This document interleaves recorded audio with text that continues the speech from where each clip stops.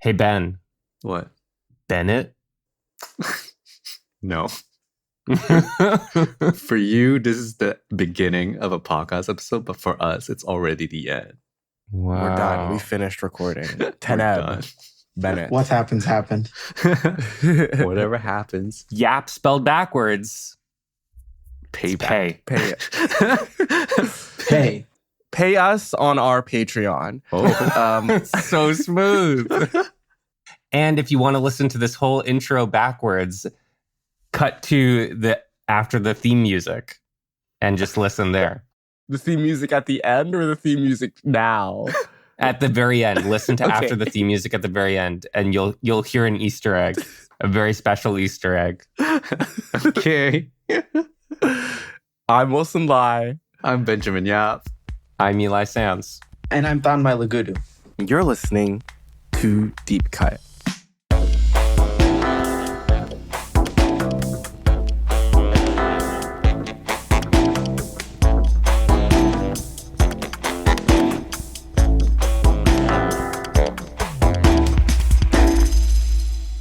On Deep Cut, we compare a director's most popular film with a personal favorite chosen by one of us. We also discuss the director's life and career to bring in context that helps us view their movies as they may want us to. If you're enjoying Deep Cut, please rate and subscribe wherever you listen to podcasts to help others discover the show. Better still, leave a review on Apple Podcasts or comment on episodes directly on Spotify. If you'd like to share a message with us, feel free to drop us an email at hello@deepcutpod.com. We read them and we will try to get back to you. My favorite line of our copy. You can also find us at deepcutpod.com to find links to our socials, Discord, and Patreon. Come connect with us. I have a question. Yes. Oh. Deepcutpod.com. Is that just a Google? Is that just a Gmail? Like, if I email that, will it go to like a Gmail? Or does it go to like, I don't know. I'm just curious. Oh, I mean, The back end. the back end? I'm just curious about the back end. Yeah. As a fan, right? It is a Gmail, but like, it could be a lot of things. We change it sometimes. Got it. Gotta keep y'all on your toes. On this episode, the back end is the front end. That's an ass joke, man. This whole email was a temporal pincer movement. That's what it is. How do we do this such that we can put something right in the middle of the episode that makes sense? I don't know. No, it's too much work. No, let's not think about it. Anyway, we have a guest. Yes, we are pleased to welcome back onto our show our dear friend and writer Thanmye Lagudu. Thanmye has been with us this is your 7th episode. Wow. So you are Yay. officially It's crazy. on the Deep Cut Hall of Fame as probably our most frequented guest. Yeah. Wow. You've been with us through our whole series on S.S. Rajamouli, our series on Mani Ratnam, and today you are back again to talk about another South Asian filmmaker that Yes. you want everyone to put on everyone's radars, an underseen South Asian filmmaker. Can you explain your relationship to our dear director that we're talking about today, Christopher Nolan? Yes, underseen South Asian filmmaker, as we all know, made a premiere at Cannes, and getting the word of mouth has to get out there about this underseen filmmaker. Yes. But yeah, again, I'm very happy to be with you guys. I mean, another thing too is I think it's been almost 3 years since I was on an episode last. So Wow. those been a while. 6 that we did were all kind of like in the same close together, but I think it's been a little while. So it's also a bit of a return for me to Deep Cut, which is great. I'm happy to talk to you all and about everything. And my relationship with Chris Nolan is interesting. I say this all the time. I feel like I might have mentioned it in another episode, but Inception's like one of the reasons I got into wanting to make movies and wanting to work in the entertainment industry. And I think like any millennial, I think we have a certain kind of relationship with, the Dark Knight movies and everything. So I think just like growing up and, I think similarly to in college, I had a phase where I was like, Nolan is for the masses. He's not for me. I'm a real film student, and a very foolish phase that I've since turned around on. And I think like every new project he comes out with, I want to see it the first day, the first show, like any great, like S.S. Rajamouli, like Mani Ratnam, like fellow South Asian filmmakers. He's made a huge impact on not just, I think, like my appreciation for film and cinema, which is a lot of people. I'm not unique in that, but also I think also in my writing too. I think he's had a huge impact despite, I know a lot of people have a lot of criticism throughout his writing, but I do think there is a core talent to it that is, to me, unimpeachable. So yeah, I guess, that's my relationship to Nolan a little bit. I guess this is a lot of people, not just me, but everyone's seen Tenet more than once, right? Here or no? Yes, as of this episode, yes. Yeah. Well, if you've seen it, you've already seen it. Right? Yes. That's how things work. Yeah. We went over this last episode, but I think it was really interesting how you brought up your relationship with Nolan as a writer, because our previous guest, Isadora, is also writing their first feature film and was talking about the things that they took from Interstellar or Nolan's writing into their film or the way that they write.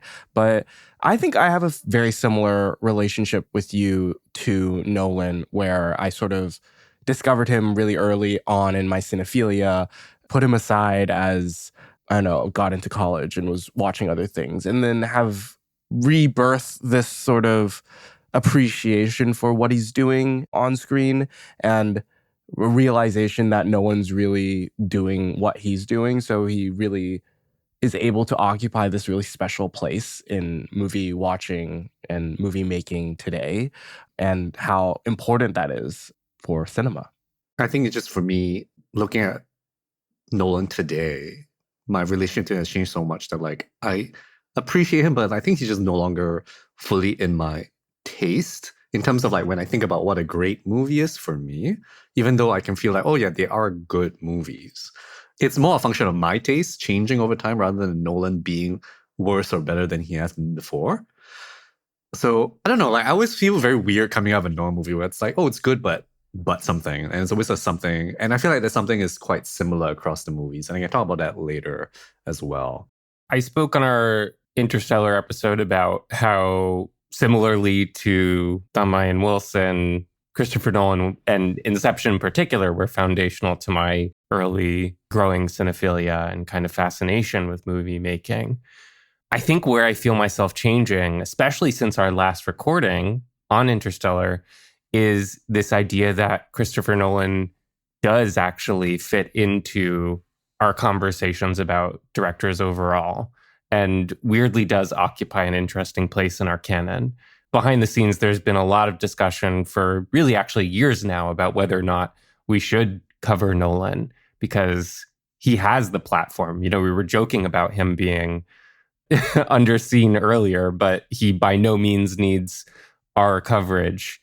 But I like how you put it, Wilson, that he is doing something really unique, and studying him in this way now already is sort of changing my movie brain a little bit and making me question my taste. I think I'm having a little bit of trouble answering because I feel something a little bit in flux. I don't know how directly it's enjoyment versus appreciation, to put it on that spectrum that Ben's using, but I'm sort of refascinated by him. I mean, he's an interesting director to put in our podcast canon because it's so different from like everything that we've kind of covered. But I think maybe like if I take myself out of the equation, like somebody looking at this would be like, oh, how do these people who are talking about all these other directors, how do they approach an entity like Nolan, who is not like the others, but also the most well-known of the others?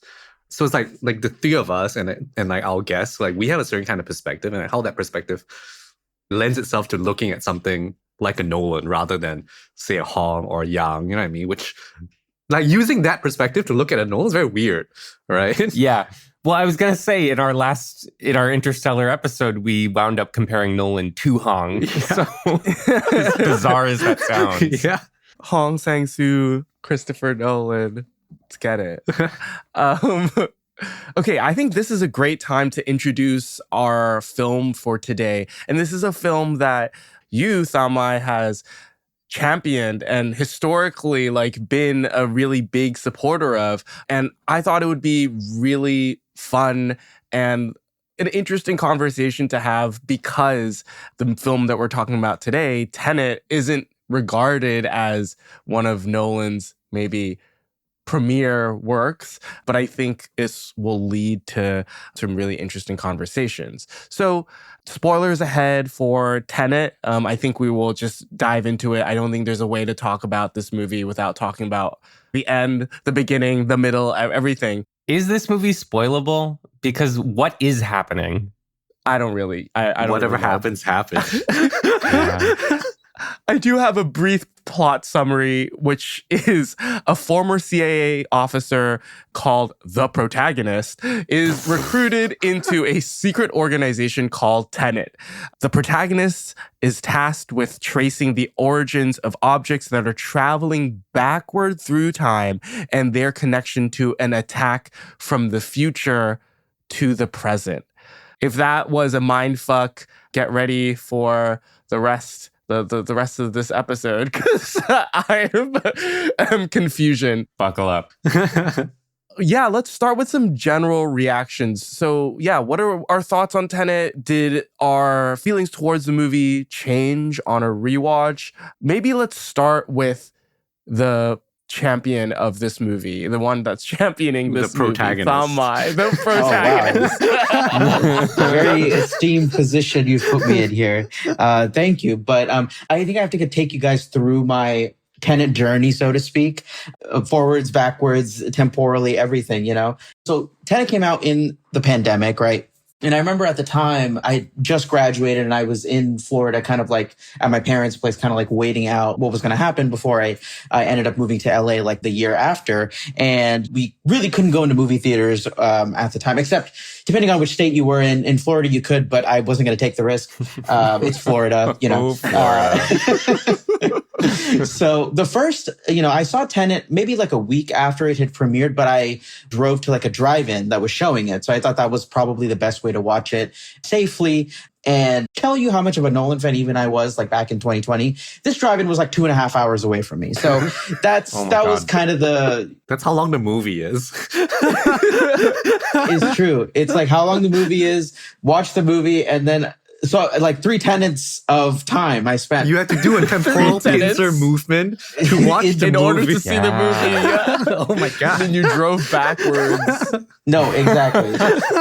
But it was interesting because I went to see it at that drive-in, which, had better days. And that's another, the state of drive-in theaters, like however few they are in America now. But obviously, with drive-ins, you have to kind of tune your radio to listen to the audio.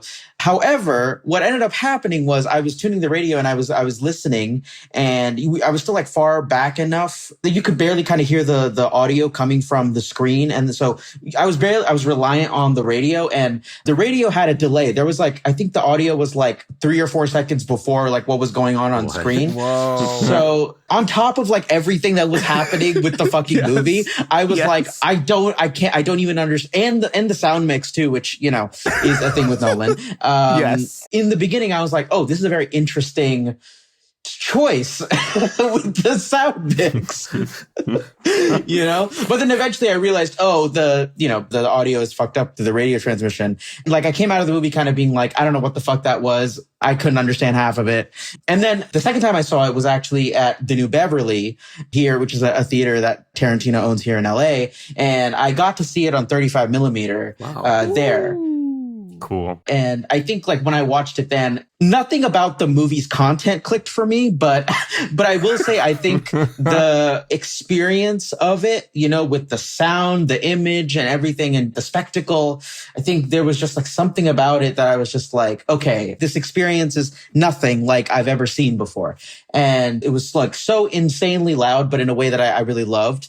And I think since then I've like rewatched the movie a couple times and slowly have grown to just appreciate appreciate just the audacity of what's happening on screen and what Nolan is doing with the language and everything. So I guess that's kind of a mini journey into my Tenet journey, I guess, a mini kind of like how my opinion of the film has kind of changed through time with the different experiences that I had. So I'm excited to get into talking about like what specifically you really like vibe with in this movie and what you also are willing to sort of forgive in terms of like plot. Because I think for me, I've only seen Tenet 2 times. So the first time I watched it in September of 2020, it was COVID lockdown was still very much in effect in Hong Kong. So like masked up, went to the theater with a bunch of friends. We had to like sit in seats with other seats in between us because they had a policy.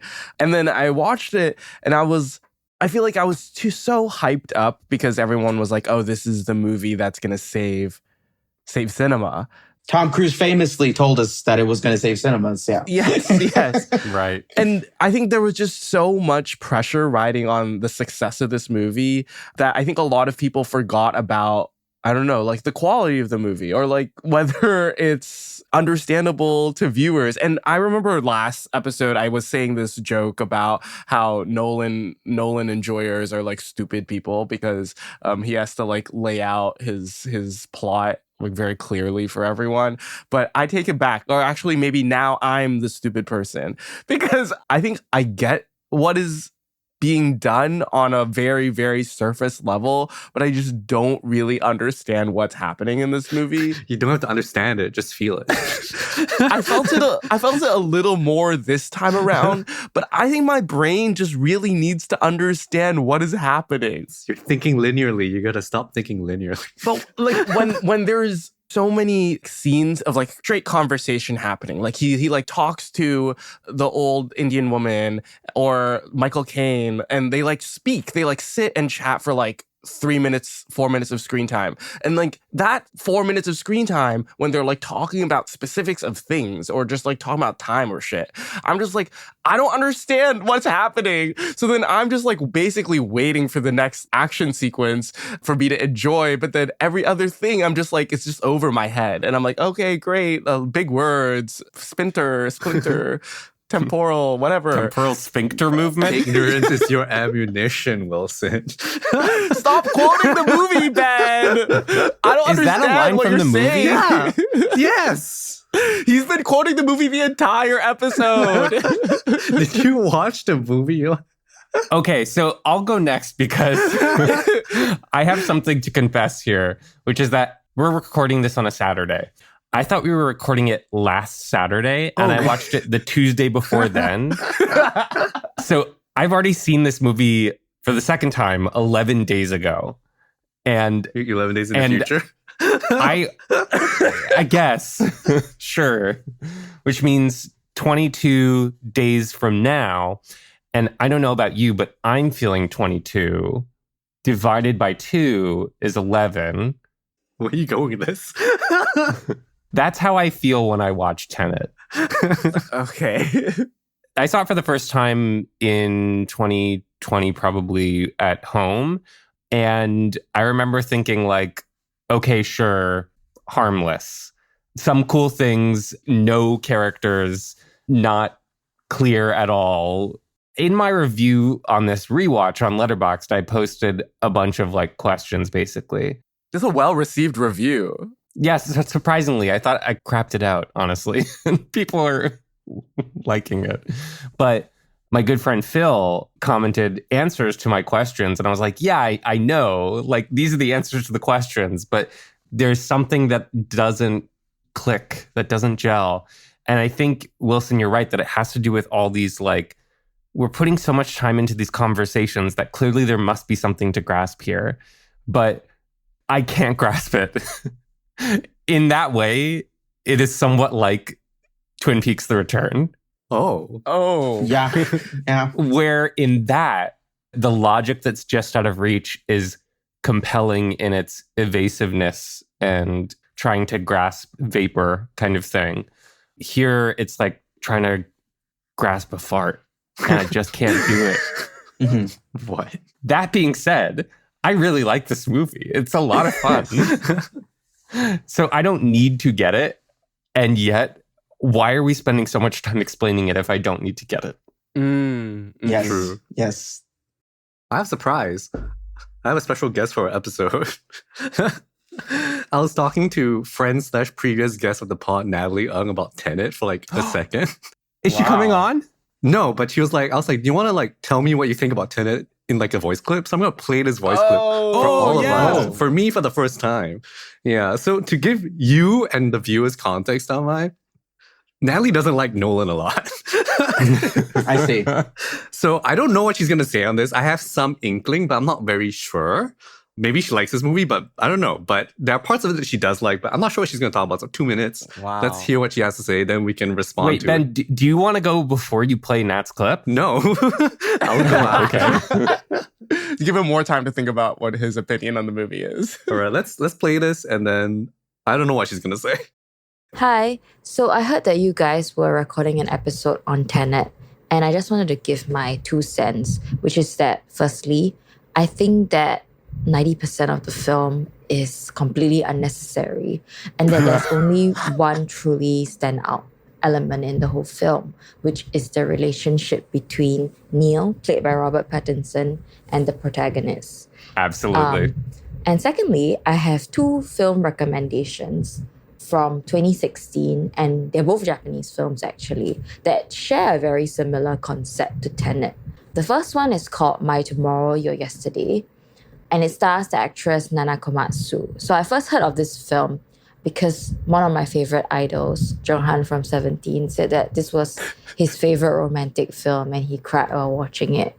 So I watched it, and actually it's not very good at all, but it is very entertaining and it is very romantic. And then the second film is Makoto Shinkai's extremely iconic film, Kimi no Nawa, aka Your Name, which, if you think about it, has a very similar concept to Tenet. And in my opinion, it's a better film than Tenet and a better version of Tenet in the way that it uses the sci-fi element, the diverging/parallel timelines, the end of the world disaster, the way that it writes characters and human relationships. So that's my hot take on Tenet. Oh, thanks, Nat. Thanks, Nat, for spending half of your review of Tenet talking about movies that are not Tenet. Okay, wait, can I add one more to the list? Go ahead. I'm realizing that Look Back does a better Tenet than Tenet 2. But no, I don't think, no, they're not the same movie. No, but it's like a similar kind of concept about how like you kind of run the same thing back. No, so I mean, I agree with, she talked to me about this when we were talking about this, which is the Neil thing, which I think is also my kind of opinion watching it again, which is like, this is the nugget that's interesting. Yes. That I really want more of, which is the same thing with Interstellar. Like, you know how like I flipped on Interstellar, but I still struggle with it, which is like, the one thing I like about Interstellar is the love concept, but I want you to do a little bit more of that. And so it's like, my favorite part about both films is the smallest part of it. And maybe arguably for Tenet, it's not the smallest part, but it is a bit diminished because the focus is on the action and like the explaining how this works and like the confusion as to how time works, what the fuck the temporal pincer movement is, who the hell Aaron Taylor Johnson is, who all these other people are. Like, it's all very like confusing, and then it kind of like messes with my ability to buy into the bromance, and I just want to do that, you know? But it kind of makes the ending work, but then also not work for me because of that. Because I think I remember even from when I first watched it, that like when it's revealed that, oh, they know each other, but they don't know each other. That I was like, oh wait, there's something really interesting here. And then you have like John David Washington like crying as he's like seeing Neil leave for kind of the last time, but also the first time. And then it kind of like works, but then it is missing something, like because the buildup is not there as well for the viewer. Well, the characterization lacks all specificity. Like the fact that David Washington does not even have a name. But whereas Robert Pattinson brings a lot of like charisma and is allowed to have fun as a performer in this, John David Washington either can't carry it or is not being given the leeway to be interesting and fun and compelling on screen. I love Rob P in this. I think he's great. He's great. So good. He understands exactly what the movie could be in its best form. But you know what? Like, I think there's reason for this. It's so easy for Chris Nolan to assign John David Washington's character a name, right? So he intentionally chooses to like blank slate this guy and probably direct his performances to be sort of less charismatic. Yeah. Bressonian. Yeah, there's intentionality there, but I just don't get why. Like, I know he's trying to get do it, something, actually. but Do like, okay, something. tell me why do you think he wants the protagonist to be like that? From a structural / like what the movie's about perspective, because the film gives you the concept of time and this like whole freaking time travel, the temporal pincer stuff. But what is happening is that essentially it's creating a deterministic world. And so when you create a deterministic world, you actually cannot have a character that has emotions, because if he has emotions, determinism doesn't work. Oh, it's like the Dr. Manhattan thing. Maybe because it's like if he is the one saving the world, but he already knows he saved the world. If he has emotions, he's gonna fuck that plan up, and it's gonna be confusing for us watching. And it's like, oh, he's responding to this, and how isn't this like kind of messing it up? You know, he needs to be like an agent that is like able to just live with something that just makes no sense. Like, you know what I mean? Like if you were really like if I was a protagonist, I would have lost my mind. You know what I mean? So you need somebody who is like almost like a vessel that doesn't understand things. Well, to what extent is this movie arguing for temporal determinism versus free will? Because it has its cake and eats it too. It's trying to say both, right? But it's obviously impossible when you think about it. Yeah, because all the plot holes from the movie are like the typical time travel plot holes. You're like, he knew this, but he says he doesn't know this. He knew it. He keeps telling you he didn't know what's going to happen, but he should have known. Like, he saw all these things. I really don't know, actually. John David Washington's character saw all these things? No, he didn't. I'll give you one example, right? I mean, this is very film bro-y, like poking plot holes in it. And once again, it will work if you just don't think about this. But the thing is, I'm already not thinking about it and it doesn't work. Yeah, because it doesn't work. So to think about it more is going to make it work less. The world doesn't work the way the movie works, because the movie is creating this time travel thing, right? So, I mean, one example is the car crash, in which there is this car that crashes the first time he goes through it. And then you find out later that the car crash is him, and he throws the algorithm piece into the car that he's driving, and they lock eyes with each other. So he saw himself come to himself, which means he knew he came back and did this. But then when he first goes into the turnstile, he acts as if he doesn't know that it was him doing it the other way, as if he's making the decision for the first time. That's the thing with the movie too. It's like the reveal of information for the audience is often delayed, right? In terms of that kind of stuff. Yeah. Where it's like, we'll find out that it was actually him in the car later. So then we have to question, oh, did he already know that? But then why is it being presented as he's finding this out for the first time? But then the only way you'll get that over to the audience or get the audience to understand it is if he realizes it, because he is protagonist. He is the protagonist, right? So I think it is interesting. I think the way that the movie deploys that and then doesn't want you to really think deeper than that. But again, I have made my peace with to not think about the movie in any sort of depth other than like things go backwards and then things go forwards. And then they have to enter at the same time. How does it feel to live in such bliss, Thanmye? No, but I think that's how Nolan thinks that he's making this movie. He's like, the audience doesn't need to know about this, and it will work.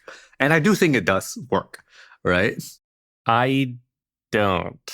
As an entertainment vehicle, not as a plot. as a way to have it cool action scene. That's it. See what I'm trying to say here? Like, I'm kind of I like, see what you're trying to I'm say. both like saying the movie doesn't make sense, but also saying that it does make sense, that it doesn't make sense.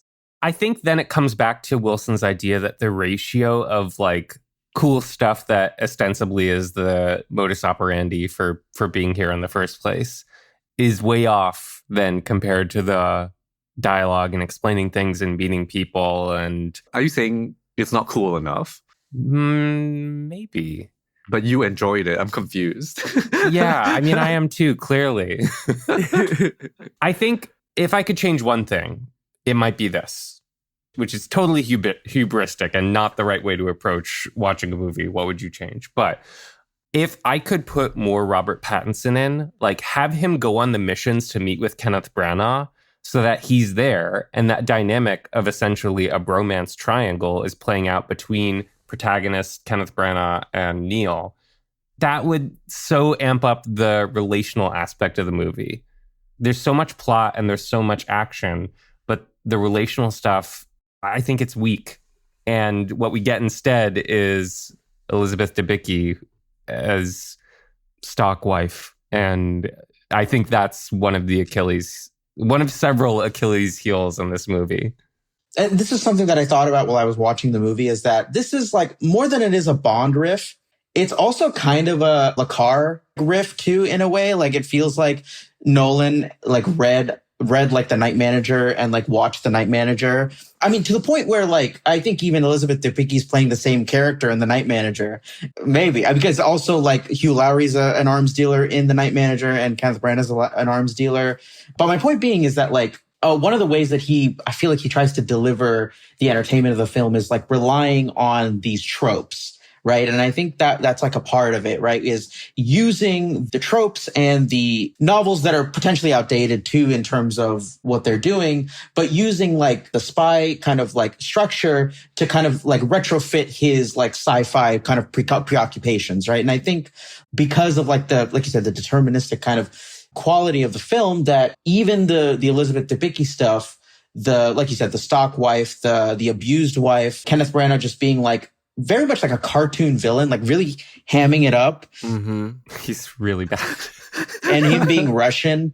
It feels very like he's trying to evoke a certain kind of spy film from like the 80s and 90s. There is this veneer of self-seriousness. There's like also a part of me that kind of thinks that this is like Nolan's most like fun movie in terms of just it's what it is like trying to do. I think there's like probably more jokes in this than like any other, or jokes / attempts at jokes in this movie. And like the one-line banter is very like, oh, I'm watching like a British spy movie, and then Kenneth Branagh just like hamming it up, as this like Russian oligarch arms dealer who is like extremely cruel to his wife, which is just to kind of like get across the audience that he's a terrible person that needs to die, right? In a way. And like very, like I said, very stock kind of 80s, 90s kind of Bond. Yeah, like a Bond villain. I feel you there for sure. Yeah. I also really like this John le Carre comparison because le Carre uses suppressive narration in that you won't always know why something is happening or who knows what at a particular moment, like this moment that Ben referenced of the protagonist seeing himself in the car and we don't understand what's happened there until later, if we understand it at all. Le Carre uses that kind of suppressive narration too to suggest a system of intelligence and suspicion and paranoia at the sort of margins of what we can grasp within the narrative. And maybe Nolan is trying to do something similar with the way in which the sci-fi operates in this world. But once he starts extending that suppressive narration to what characters do and do not know, it adds a whole other level of confusion. And there's also even more confusion that starts happening when time starts getting messed with, right? The timeline of the film, and Nolan chooses to deploy us seeing what's happening and at what time is very mindfucky, but also really cool, right? I feel like that's where Nolan can really shine. And like, especially that final action sequence where you're intercutting between the forward moving team, the backward moving team, and Debicki on the boat. Really good. Debicki? What's her name? Debicki? The actress's name. Debicki? Ben, do you not know this video? No, I don't know what you're talking about. Debicki? I will say, because remember last episode we were talking about that scene where the daughter Murph is in the childhood home and she's like figuring things out in the home. But I think our problem with it was like that could have happened anytime. So the fact that Nolan placed that sort of climactic moment in the home sort of didn't really match up well with him in the fourth dimension or whatever, the black hole. But here, like, I feel like the stakes are more tied. Even though I'm not really understanding the exact mechanics of what is happening, I'm able to really feel it. Yeah, I think the movie really shines in that last sequence up to the end, because I really felt that last scene that we talked about with both of them, even without all of that buildup that we usually feel like we need to get this payoff at the end, I was still feeling this loss that was happening in that conversation, just like within, as like in that scene. And I really got a lot of like John Woo, Brothers in Bloodshed vibes from it. And yeah, I just wish that there was just more of that operatic kind of high level storytelling throughout, because so much of it sort of operates on this sort of low frequency first, and then when things start getting revealed, you start hiking it up even more until you get to that end point where everything's really like on firing on all cylinders. But I just wish we had a little more variation, or we peaked there a few more times before we did it at the end. I mean, you can say that the aircraft hangar sequence and the car sequence are peaks in themselves, but yeah, maybe not quite as strong as the ending. And also, it's the tie in that action climax at the end with the ostensible payoff of the emotional stakes for characters. Like, even though I don't really much care about these characters, I get that they are having their emotional climax in that particular action sequence, whereas in the other two, they're not. It's like he chooses the wrong tropes and the wrong moments to pay off those tropes, and too many types of confusion. But when he does sort of get it to line up, mostly successfully in that last action sequence, it mostly works, or I'm just sort of beaten into submission by that point. Wow, I have such a different take. I think the last action sequence sucks. Because like I don't know what the fuck's going on, because I don't know the goal. Like we go through a whole mission briefing, I'm like, what are we doing? I like don't get it. I'm laughing through that mission briefing. Who are they shooting? Are they shooting each other? Like who's the building? Like I don't get it. Like are there Russians in the building? I just don't understand. I don't see any Russians. And I'm like, it's shot very poorly, I feel, because you only see our soldiers, red team and blue team, and you're like, what are we shooting at? Right? And the only really enemy you see is the guy in the bunker. And I was like, what's happening in this sequence? And I feel like the airline hangar sequence is a better action sequence because it's clearer what the goals are in terms of just tangible goals rather than emotional goals. So yeah, sure, the action sequence at the end has a clear emotional end, but it wasn't an emotional goal. You don't know you're going there. But what we're actually doing, like I know we're freaking finding the bomb or whatever it is, it's very murky, and like he kind of just throws it at the wall and like hopes it sticks. But I was like, what? This is not really working. Whereas like at least with the hangar sequence, it's essentially two high sequences in each other, and then like it kind of makes sense because in each heist you know the goal, so you can at least like buy into the goal even if the emotional stuff is not there, right? You can at least follow the sequence and be confused by the time stuff, but like kind of still get it from a just an action and like what is going on plot perspective that the last sequence doesn't do for me.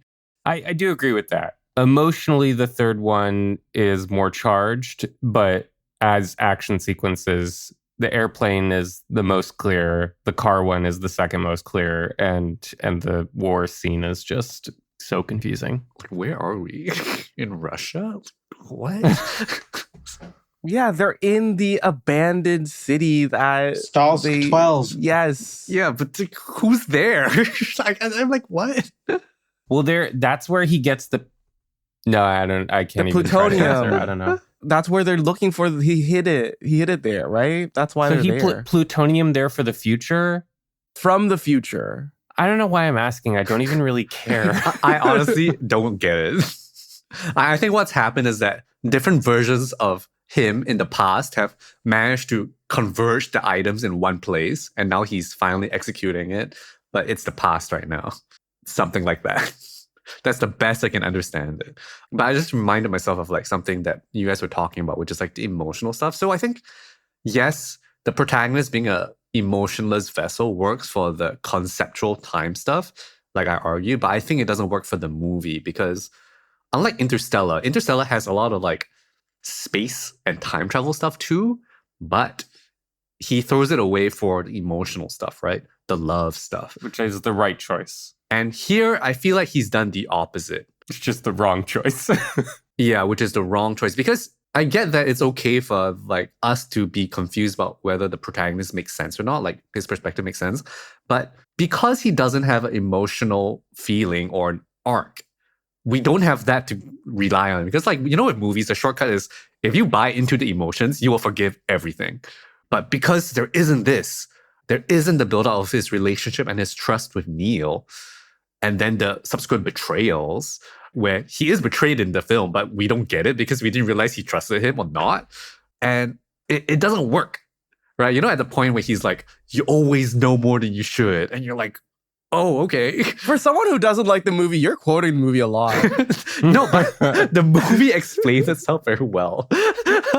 The only thing I haven't heard is I ordered my hot sauce an hour ago. But otherwise, Ben, you covered everything. I ordered my hot sauce an hour I don't ago. know. Like, I think in the movie it's very quotable. When you're trying to explain the movie, it quotes itself. Fighting a cold war, cold as ice. You've run into the burning building, but if you feel the heat around the corner, all I have is a word for you and a gesture, Tenet. I look at The whole world's going to end, including my son. Oh, to conceive of its true nature is to lose, or whatever the fuck. What does he say? To conceive of its true nature is to lose the war. Again, they are words put together, but I think they sound great. If you ask me, they sound amazing. You know what? What I'm realizing is that like why I vibe with these like ridiculous statements is because these are like my favorite shit about like Taoist and like insane philosophy. You know what I mean? like the contradictory, paradoxical philosophy that helps you live your life. It's like breaking your brain. It's like a koan. Like koans are like these like phrases that don't make sense, but they're supposed to be used to achieve enlightenment. That's what Tenet is. It doesn't make sense. Maybe you will achieve enlightenment. Well, I'm also realizing that in our Interstellar conversation, I came off of rewatching Interstellar like, oh, I was totally wrong. I really loved that. Gave it 4.5 on Letterboxd, not to make everything numerical, but I did dock my review after our conversation. Like, I feel like I can talk and listen myself and think myself into liking Nolan's movies less. But the experience is like, I don't dislike watching Tenet. No. It's still an enjoyable time. Let's talk about why it works. They talk a lot about how it doesn't work. Yeah. Right. I love that Ludwig Göransson score. I love when it comes in. I think the instruments that he uses or like the way that he composes is so unexpected for this kind of movie. Like, I just feel like it felt like such a breath of fresh air, especially after, like, I think Nolan had been working with Zimmer for quite a few features before this. Zimmer's washed. Yeah.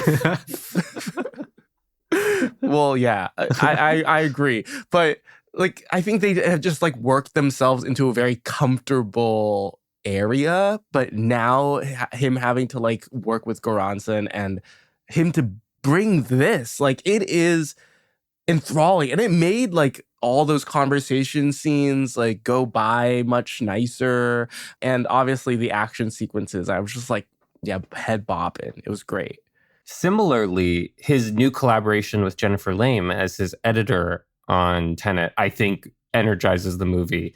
In both Oppenheimer and Tenet, I remember sort of in the early stretches of the movie thinking, this edit is like rushed. Like, it's going too quickly, and I'm noticing the kind of arrhythmic quickness of it. But she turns it into such an asset in Oppenheimer, where the sort of rising arc of that movie rushes because he's excited about and not thinking about this technological advancement that he's compulsively creating.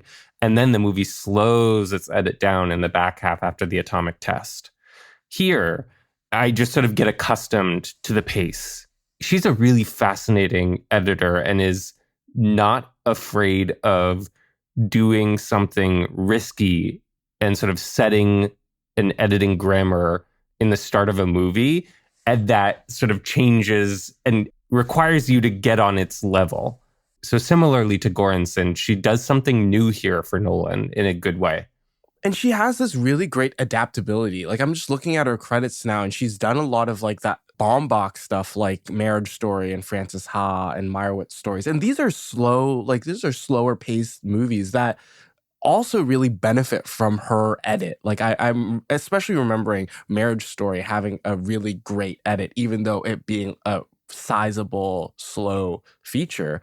And I think her working with different directors and able to push the boundaries with the editing with each director that she works with is really fascinating. I'm really excited to see what she has in store for the Odyssey. I've literally seen zero footage. I came into Avatar 4 late, missed the... You missed the Odyssey? Yeah, I missed the Odyssey. So I'm really excited to catch it over the summer. To go a little bit further down the Jennifer Lame detour, there's, I think, some industry tea that is not super widely known. So she worked with Ari Aster, and I think her breakouts after Baumbach are sort of Hereditary and Midsommar. Aster notoriously overshoots and sort of doesn't have a firm concept of what the movie is going in. And I think Lame is such a necessary counterpart to him because she is the one who really culled down what the movie is and sort of helped shape the narrative through her editing process. It's my understanding that she's largely responsible for that. And I think also why probably at least Beau is Afraid is so sprawling and of mixed success, though I do have a soft spot for that movie. She just worked on Hereditary. Oh, really? No, I thought she didn't work on Midsommar? On Letterboxd, the credited editor is Lucien Johnson. My understanding is she had a hand behind the scenes in shaping some of Midsommar, but maybe that's the part of this that I was told and not supposed to say, but oh well. I think Lame's editing is like, with Nolan, is very much like off the camp of like, you don't really need to understand stuff, you know what I mean? Like, yeah. Like the ability to kind of like take your mind out of a logical zone and be like, will an audience member understand as long as I show them this sequence of images? And like, as confusing as Tenet can be, like, you can get from point A to B, like the end of the movie, and like feel the narrative arc, even if you don't fully grok the whole thing. And same with Oppenheimer as well. Like it like goes by so fast. There's something there that works, and like it will take much more close reading to understand how it works. But partially, I think it's just like a faith that like just because you cut stuff out that feels necessary when you're making the movie doesn't mean that the audience isn't going to get it. So I think partially it's just kind of doing the magic trick of movies, which is like you don't have to show the whole sandwich to have a whole sandwich. I don't know why I use the sandwich analogy, but I feel like there's a better word here. But yeah, I feel like that's kind of what she's doing. Like she's cutting out whatever she can cut out so that the movie moves at such an insane clip, but then you still get it. Like before the episode started, I was sending a link to Wilson to explain how the fucking proving window shit works. And I did not understand it watching it. I understand it now, but I think what the edit is trying to tell you is that you don't actually need to understand this. You know, maybe Nolan does understand it, right? But you don't need to understand it for the movie to work. And Jennifer Lame famously in 2004 graduated from Wesleyan University. That's true. That's where we're from. Go Cardinals. FYI. Thanmye, I want to ask you about what you really like about this movie. Like, tell us about what you really enjoy and what makes it work for you. It's a good question. For me, I was, like a lot of people, just trying really hard to understand everything that was happening. And I think, you know, like I told you, like I've sort of gave up on trying to understand it. And I just sort of took it as a vehicle, like an entertainment blockbuster vehicle. And I think in terms of like you guys were mentioning, I think Jennifer Lame's editing is so economical in terms of like how much information do you need to know to get to the next scene, to get to the next shot, to get to the next, you know, and that kind of thing. So I think for me, it's just like you're kind of like rushing to understand what's going on. The movie is still moving, you know what I mean? It doesn't really stop in that way. And Nolan's collaboration with Hoyt van Hoyt, this is probably their best looking movie together for sure. Just the sleekness, but also just kind of the the way that Nolan is, I'm sure you guys have seen the behind the scenes of like Hoyte van Hoyte like holding the IMAX camera like on his shoulder. And I think that level of, even though you have what is probably the most expensive camera in the world, right, to rent or whatever, still kind of getting in there and trying to get shots that are handheld. But, there's still this kind of sleekness. There's still this kind of like tactility to it that I think is like, you really see this in Tenet, especially the way they film the action scenes. And I think for me, like the one scene where you really feel that is like the dual kind of hallway fights. The first one where John David Washington comes out of the turnstile and you're seeing it from, the first perspective. And there's like a kind of like a horror element to it. And that feels kind of very tactile in the way that it's shot and everything. Cause it is like, what the fuck is going on? And I think that kind of adds to a little bit of like a horror kind of feeling to it. It's hard to really answer like why I love the movie. I just think for me, like once I gave up trying to understand any of it, and I think for me, it just sort of works as a fun spy movie with like the Nolan spectacle and the Nolan like hand at the way that he shoots even very like simple scenes, and the way that it like holds my attention. And also another thing too, I think like there's something about like we've sort of talked about that final scene that feels like like an emotional catharsis to something we've never experienced in a way. And I think that was like, when I watched it like the second time, and I was kind of like, even though there was like not as much of that bromance, there was something about it that I still felt, in the sense that like there was this relationship that we'll never see, right? In a sense, right? And I think there's like a bit of a tragedy to it and a kind of heaviness to it where it's this bromance that we'll never know as the audience. And it's this friendship that we were never privy to. And the way that like, in a way that it shouldn't work, all the tenets of writing and filmmaking tell us that a scene like this wouldn't work, especially if there's no context or no relationship to be had. But somehow for me, it just works, in the way that there's kind of like a tragic quality to it. And also just the audacity of like a $200 million movie just being like this. Just being yes. like this. And to the point where Nolan straight up like risked his relationship with Warner Brothers. And famously, this movie got him in the bad side of like the Warner Brothers execs and they kicked him out. And now he's at Universal. I mean, not poor Nolan, but he now is like at an overall at Universal, but it is just the audacity of it. And I think that for me, it's just the like taking $200 million of studio money and making this like very like dense and incomprehensible, but ultimately very fun spy film that, tries to take elements of the cinematic language forward. I can't have anything but admiration for that. No matter how much I try to like rack my brain around the mechanics or what's going on with the time travel, there is always that part of my brain that's like, I wish I understood this. I wish I understood what was happening. But yeah, it's just a fun movie. It's very rewatchable. I will say, if you're able to just ignore that part of your brain that's like, what the fuck's going on? It's just fun to hear like these lines that Nolan comes up with. Cold War, cold as ice. Like who writes that? It's so literal. Like, it's great. I love it. So Chris wrote this and Jonathan didn't write this, right? He was just sidelined for this movie. Maybe he was working on Westworld. Yeah. You are right, Thanmye. Like a director who takes this sort of basically blank check and just chooses to make this. If you try to sell this to a studio head, if you like pitch this, like they would never allow for you to do this because they're going to be like, oh, it's too confusing. Like people won't get it, which a lot of people did. They didn't get it. They found this to be off-putting. It didn't make its money. I mean, it made $365 million worldwide, but that was not enough to make even for the movie. So it was a net loss for the studio because the budget was $200 million, and then you think about how much they spent on ads and everything else. It was not enough. But still, having Universal still take him in after that, it just shows like he's really, truly once in a lifetime director that even with that kind of L, you can still continue to make Oppenheimer.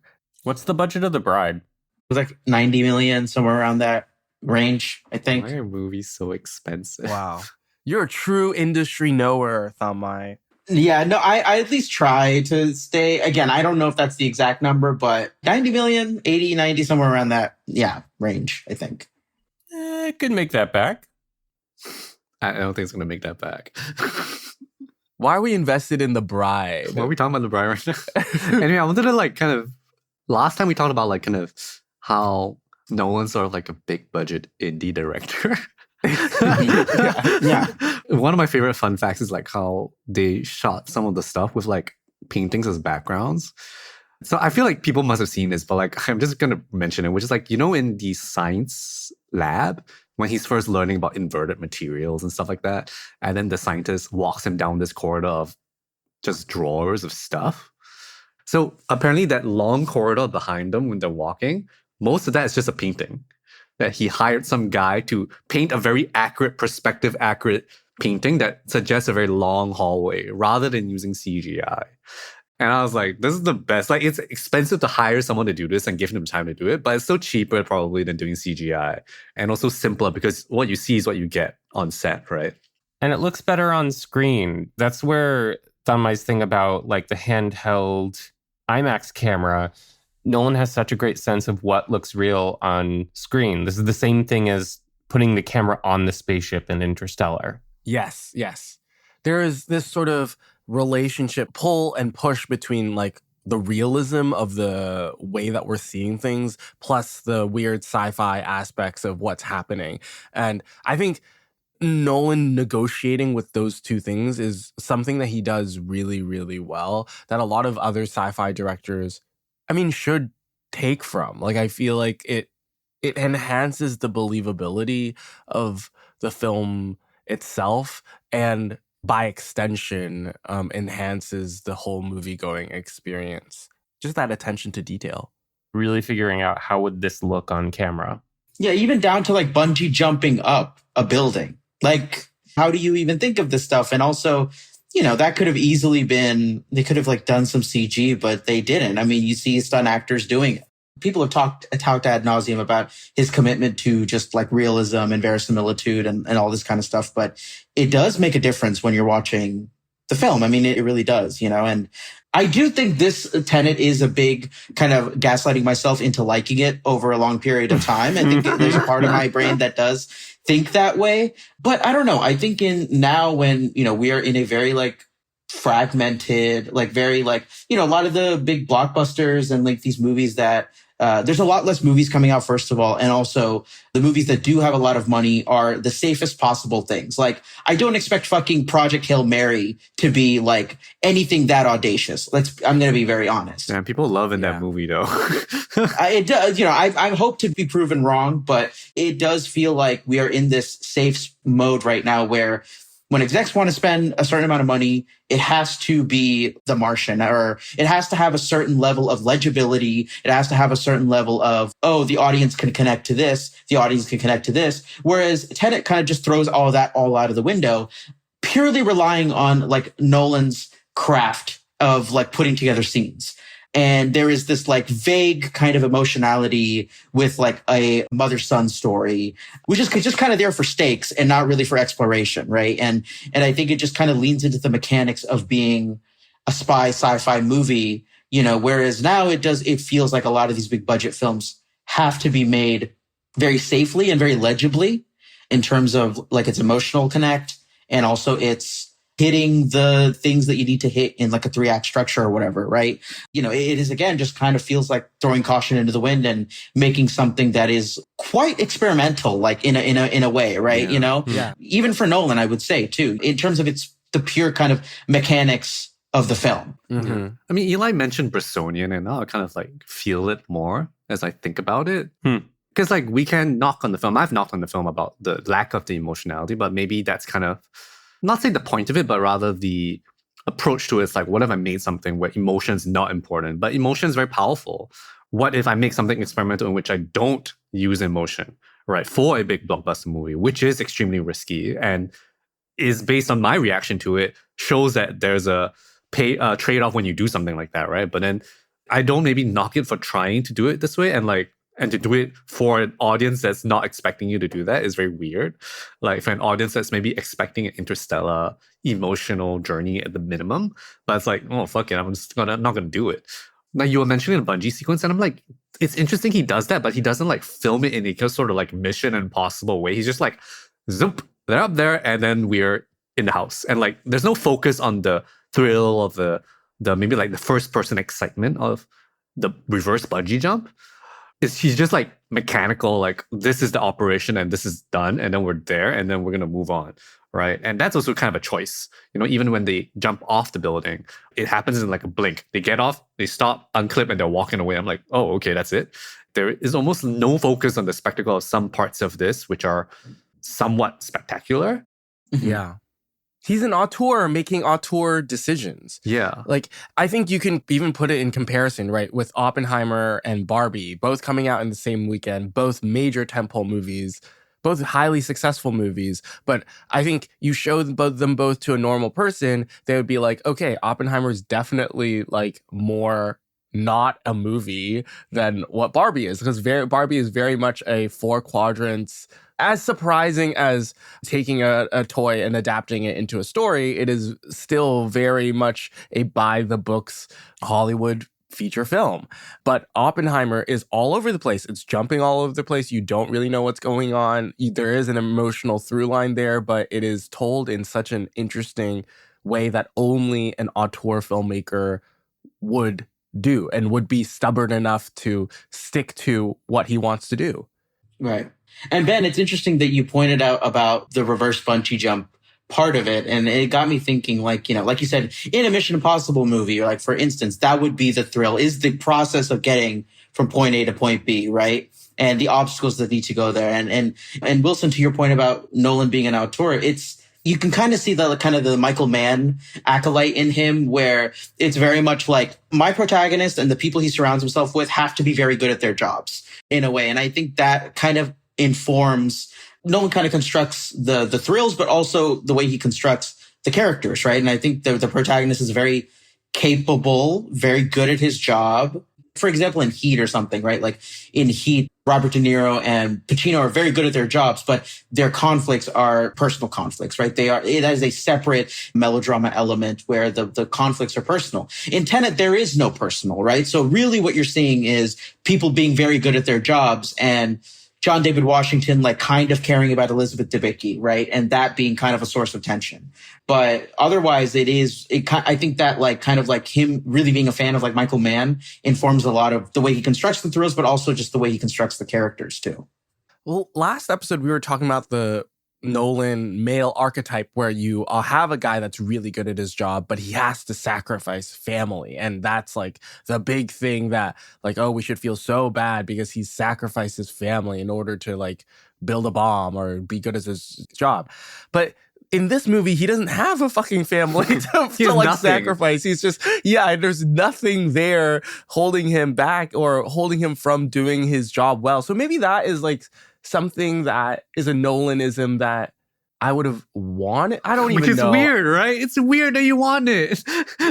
This is also making me realize that we know that Nolan cast John David Washington based on his performance in BlacKkKlansman in 2018, Spike Lee. He has next to none of the charisma that he has in that movie. Like he carries BlacKkKlansman really well. And I think part of the design here is, on Nolan's part, is casting someone who is a lesser known actor who's asked to do very little emotionally and also is Black. That this character doesn't have that backstory and we're not asked to connect with him in this way feels a little bit uncomfortably close to the fact that this is Nolan's only Black protagonist in his filmography. And I don't really know what to do with that, but I sense a link here that Nolan is purposely distancing himself from this protagonist in several ways. He gets plucked out and then he has no family or like romantic ties. And then the woman that he suddenly cares about is like some random white lady. That why does he care about her? That's also a bit strange if you kind of zoom out. Who already has a bond to her son. Yeah, it's, I mean, I don't really have an opinion. It's just like it's kind of curious, right? Because if you think about it objectively, like he shouldn't care about whether Debicki's character lives or dies. Like she's just some random person, to him. But somehow that's the thing that kind of makes him make a lot of strange choices in the film. And I find it to be like an oddity in the movie. because he doesn't have that Nolanism of like the wife or the daughter possibly dying, that he has to kind of shoehorn another like damsel in distress for him to have, but that he doesn't build a relationship with properly for you to buy into either. Because there's nothing wrong with that, but like it's just not really built. It's just suddenly he cares about her and then like wants to make sure she doesn't die. I'm like, why? Like she's collateral. You're trying to save the world. So I think that kind of brushes up against the emotionless kind of like CIA operative that he's supposed to be.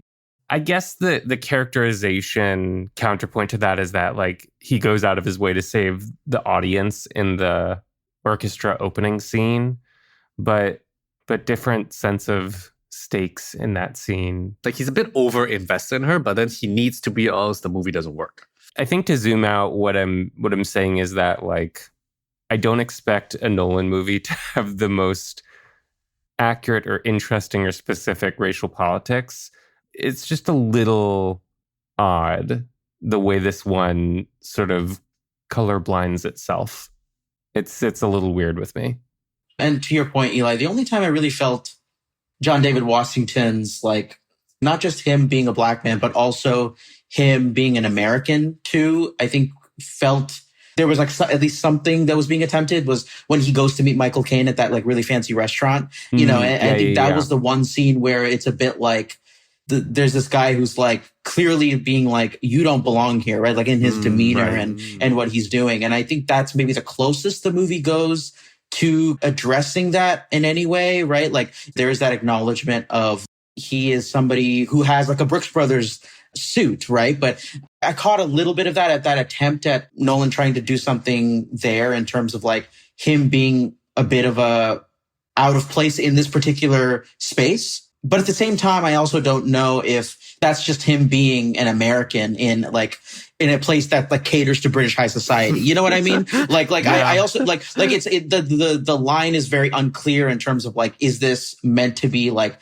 he doesn't fit in because he's black, or does he not fit in because he's American? Or is it both, right? And maybe it is, maybe that is the easiest answer, is that it is both. But yeah, it doesn't really feel like him being black is like a big factor, other than like, that was the only scene where I could feel any of that kind of coming through in terms of that being a tension, right? And not that it needs to be a part of his character, but in comparison to other films where the white protagonist gets such full backstories, it's a glaring omission. And also the hot sauce line feels like, come on, I'm trying too hard. I like this thing about the American/British thing, because that's also Nolan, right? Like Nolan's split identity, like working as a British man in America. Then there's a sort of like negotiation of like the poshness of old Britain and like whatever America's supposed to be. I don't even know at this point.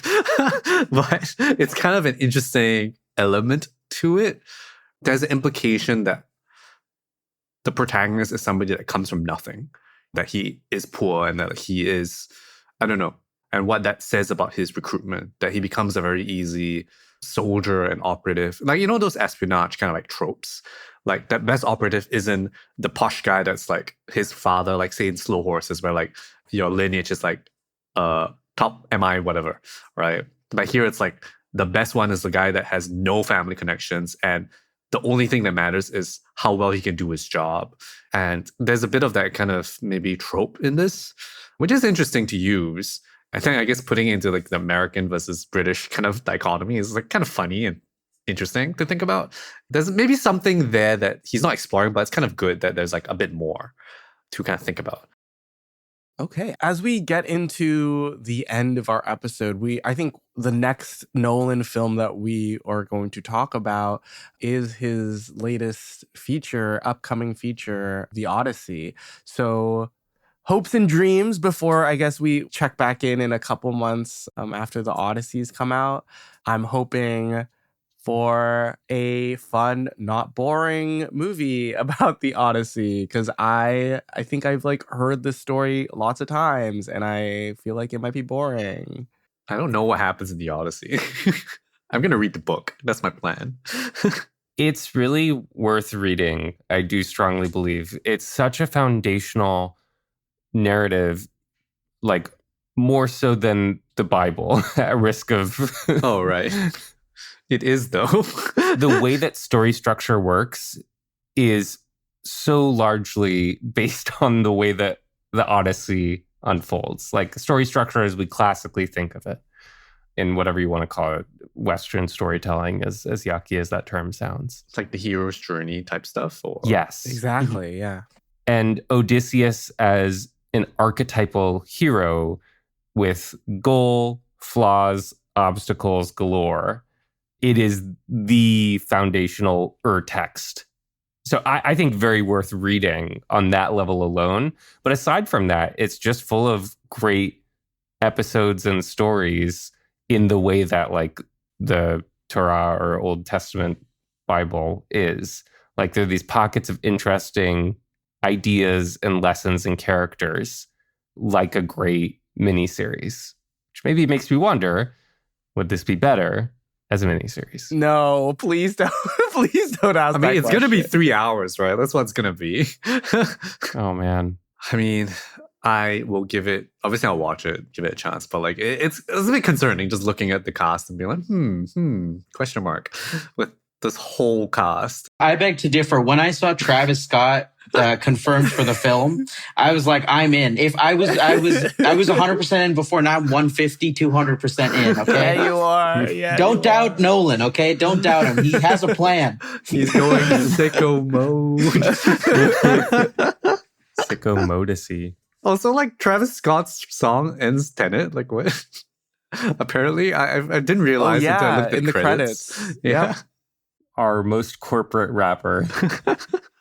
Travis Scott. Thanmye, do you have anything final to say about Nolan, about his upcoming movie, about Tenet, anything? I'm going to be seeing the Odyssey first day, first show, of course. Like, come on, what are we talking about here? Like, we're talking about the Odyssey. I'm going to try to see it in like the Universal City Walk IMAX. It's like it's like maybe the biggest screen in like Southern California or whatever. Don't quote me on that. But it is like apparently also where Nolan watches his own movies. Don't quote me on that either. But some insider information. But I'm very excited to see it there. And he is a director who's like, I can't help but just, to me, he is an Indian filmmaker. What can I say? He is, that's what it is. It's just, I think it's just a connection that I have with him from when I was a kid and how his movies have influenced the way I look at the art form and Hollywood and everything. I mean, could you expand on that? Like, what kind of qualities would you say that qualifies Nolan as like a masala, like an Indian filmmaker? The song and dance sequences that we just completely didn't talk about this episode. Oh, yeah. Now, of course, I joke about it, that he's an Indian filmmaker, but there is something to the way he uses music feels very like he's trying to play to the gallery in a way that is, he's trying to entertain you. And I just love that, right? Like he's trying to entertain you with the spectacle and the emotion. And I think there is just like a directness too with him. Aside from Tenet, I think, stuff like Inception, The Dark Knight, there's a very clear kind of like emotional thing that the audience needs to stick to and go through the journey with. And I think the clarity in terms of the way he does all of that, plus I say this with a lot of love, the brashness in presentation, right? And I think that, is for me why I kind of half jokingly kind of associated with like folks like Rajamouli and like these big masala mass Indian filmmakers. I think he's just, there's like kind of an adjacent kind of quality in terms of the way he approaches the form and the way that like, say like an S.S. Rajamouli or other kind of like Indian filmmakers who do similar things kind of approach the form. Yeah. There's weight to that joke. Like it's not just not coming from nowhere. Like I think there are, I do feel parallels there. There's something that happens in my body. Like when I watch both kinds of Indian cinema and Nolan films, it's just like, yeah, it's invigorating. We can't wait for the future to dig up our episode and be confused. Or the past. And have it make sense.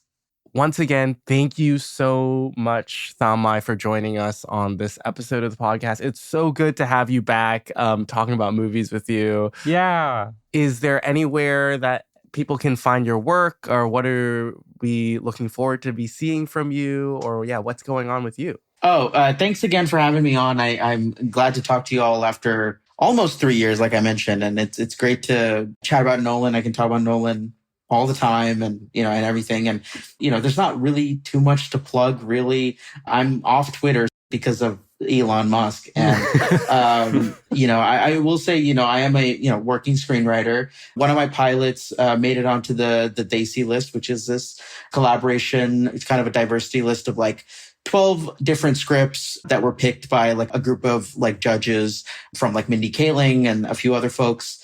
They all chose like out of like 300 folks, they chose like 12 different scripts, 6 pilots, 6 features, and one of my pilots made it onto that list, and it's like associated with the blacklist. It's kind of like one of those diversity lists, and I guess that counts as a plug. I mean, I write and I'm on deadline. I guess that's something, and I have nothing else to plug other than that. That's all. It's a big thing. If you are a TV producer and you're listening to this episode and you are looking for a project, go check out Thanmye's script. If you need support staff, please hire me. I'm sorry I'm doing like give me a job on your podcast. Go for it. But yes, I'm good support staff. If you want to staff me as a writer, please do that. That'd be great. I would skip a lot of steps. And and yeah, I mean that's pretty much it. Yeah. Thank you for the platform for me begging for a job. I hope you get to skip steps, man. I love skipping steps. Thank you. Yeah. And I can earnestly say, having read Thanmye's writing since 2015 or 2016, that I've been a fan of his writing for a decade now, at least. Wow. Thank you. Thanks so much. The accolades are well deserved, and he is imminently staffable. Yes. Thank you. Staff Thank this you. man. Thank you for listening to this episode of Deep Cut. If you enjoyed this episode, please rate and subscribe wherever you listen to podcasts to help others discover the show. A great way to support us is to leave a review or comment on our episodes directly on Spotify. Tell us what your favorite Nolan film is in the comments, please. If you want to chat with us and other fans of Deep Cut, come join our Discord server where we talk about movies, TV, music, and share what we're up to. If you'd like to share a message with us or have business inquiries, feel free to drop us an email at hello@deepcutpod.com. We read them and we will try to get back to you. We also have a Patreon if you'd like to support us with a monthly subscription. Thank you to all our Patreon supporters, and a very special thanks to our Patreon Deep Cut Pick tier supporters, Leah Lai and Nicholas Gao. You can keep up with us on Instagram, Letterboxd, and X at Deep Cut Pod. You can click the link in our description or go to deepcutpod.com to find links to everything we've mentioned here. Deep Cut is hosted and produced by us, Wilson Lai, Benjamin Yap, and Eli Sands. Our cover art is designed by Justina Yam, and our theme song is composed by the one and only Eli Sands. I'm Wilson. I'm Ben. I'm Eli. I'm Thanmye. Take care, and we're looking forward to talking about more movies with you next time.